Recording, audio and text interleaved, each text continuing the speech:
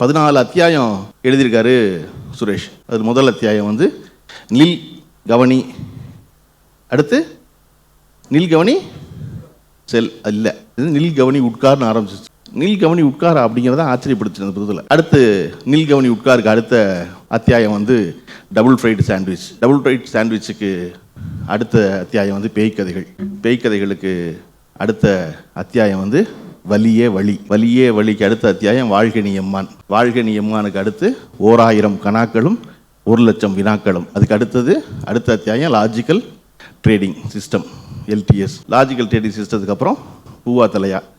பூவா தலையாவுக்கு அடுத்து நெடுந்தொலைவு பயணம். நெடுந்தொலைவு பயணத்துக்கு அடுத்த தலைப்பு வந்து மாறா உண்மைகள். மாறா உண்மைகளுக்கு அடுத்த சாப்டர் வந்து திருத்தப்பிழை. திருத்தப்பிழைக்கு அடுத்தது வந்து OTDR. அதுக்கு அடுத்தது STA. கடைசியில் நதியின் பயணம்னு 14வது அத்தியாயத்தை புத்தகம் முடியுது.